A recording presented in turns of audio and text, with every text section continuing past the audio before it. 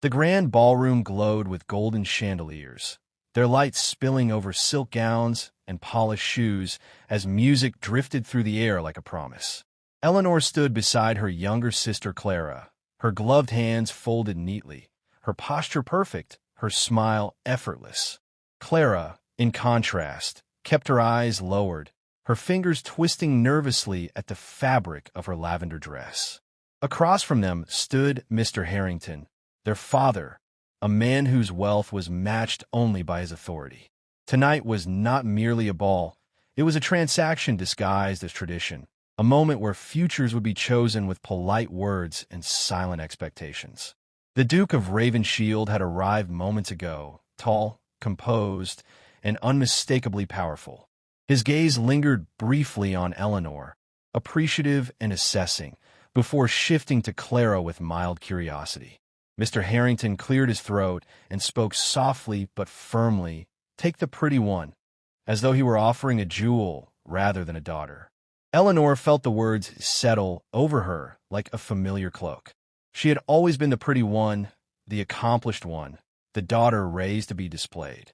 Yet something in Clara's quiet presence unsettled her, a fragile defiance hidden beneath shyness. The Duke smiled, unaware of the tension humming between the sisters, and accepted intertwined introductions. As they moved through the dance, Eleanor spoke with ease, her laughter practiced, her charm undeniable, while Clara followed half a step behind, nearly invisible. Still, the Duke's eyes wandered, drawn inexplicably to the sister who spoke the least. Eleanor noticed this and felt a flicker of something unexpected, not jealousy, but fear, a sense that the role she had perfected might no longer guarantee her future. Their father watched carefully, calculating outcomes, weighing advantages. He had always believed beauty was leverage, and Eleanor was his finest asset. Clara, he assumed, would marry quietly, later without fuss. Yet fate had a habit of ignoring careful plans.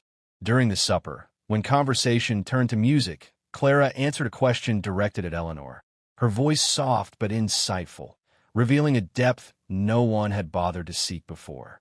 The Duke listened closely, surprised, intrigued.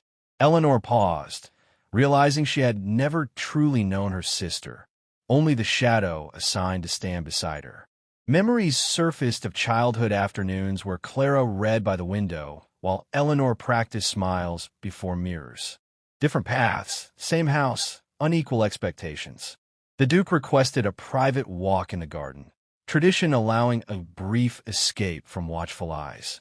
Mr. Harrington nodded approval, confident of the outcome, and Eleanor stepped forward automatically, but the Duke hesitated and extended his arm instead to Clara. The world seemed still. Clara's eyes widened, seeking permission that never came in words. Eleanor stepped back, heart pounding, as her sister placed a trembling hand on the Duke's arm. Murmurs rippled through the ballroom, shock barely concealed behind fans and raised brows. Mr. Harrington's jaw tightened, but he forced a smile, unwilling to create a scene that might cost him influence. In the moonlit garden, Clara found herself speaking more freely than she ever had, the night air loosening years of silence. The Duke listened, not to flatter, but to understand, and with each step Eleanor felt the ground beneath her certainty crack. She watched from the balcony, realizing that beauty had always been her armor, but Clara possessed something rarer, an unpolished truth that demanded attention without asking for it. As the couple returned, the Duke's decision was not yet spoken, but the balance had shifted. Eleanor understood then that being chosen was not the same as being seen, and for the first time in her life, she wondered who she might be without the title of the pretty one, as the night edged closer to a choice that would change them all. Morning arrived with a deceptive calm, sunlight spilling through lace curtains, as though nothing extraordinary had occurred the night before. Eleanor sat before her mirror, staring not at her reflection, but beyond it, replaying the moment the Duke had offered his arm to Clara.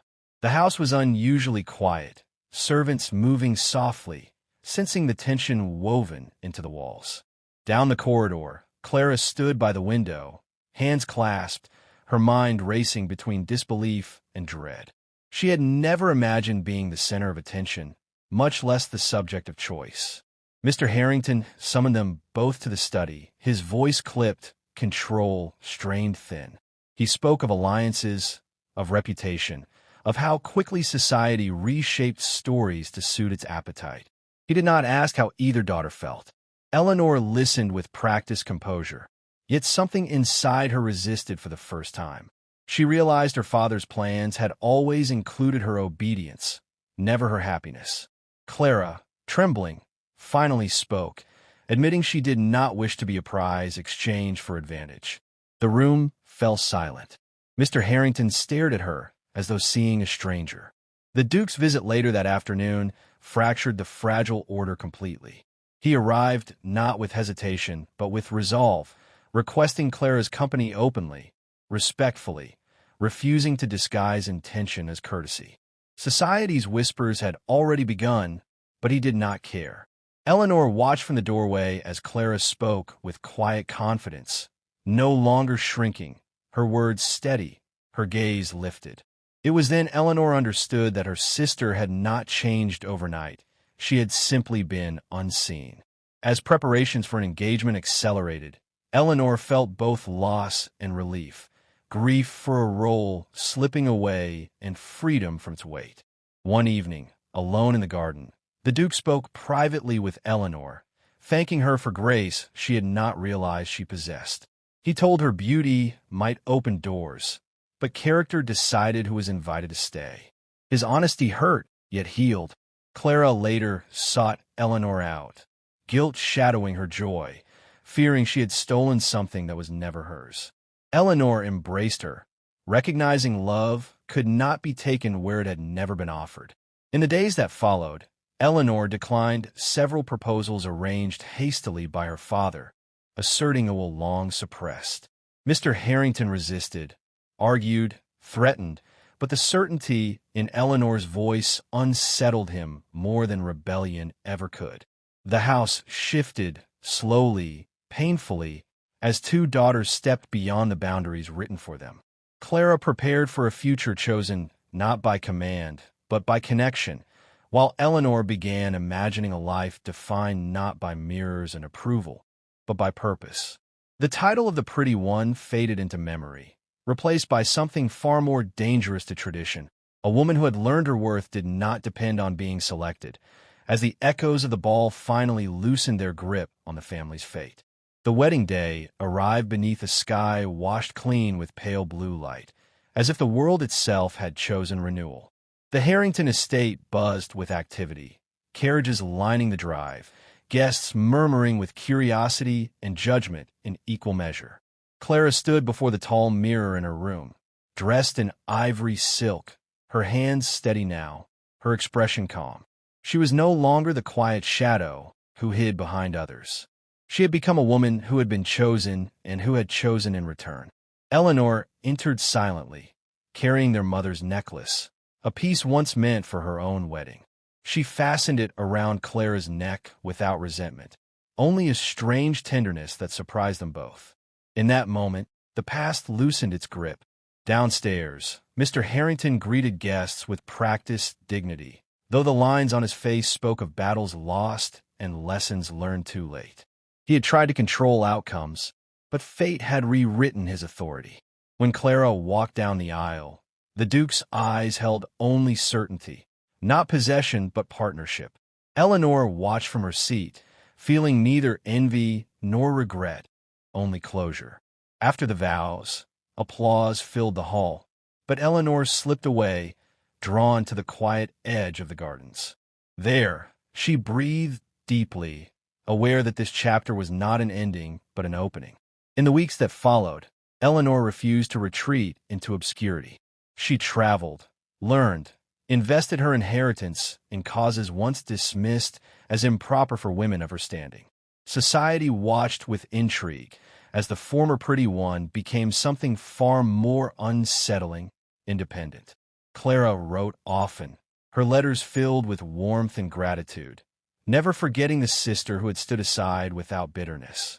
Their bond, once strained by expectation, grew stronger in honesty. Mr. Harrington aged quickly, his authority softened by reflection, his daughters no longer assets, but individuals he struggled to understand. One evening, Eleanor returned to the ballroom, where it had all begun. The chandeliers still glowed, the music still played, but she no longer waited to be chosen. She danced freely, unafraid of whispers, unburdened by titles. Across the room, she caught her reflection and smiled, not at beauty, but at strength earned through loss and truth. Clara's choice had altered all their lives, but Eleanor's choice defined her own. The phrase that once governed her fate lost its power, reduced to an echo of a world she had outgrown. She was no longer the pretty one offered by another's hand. She was the author of her future, and that realization, more than love or status, was the triumph that endured.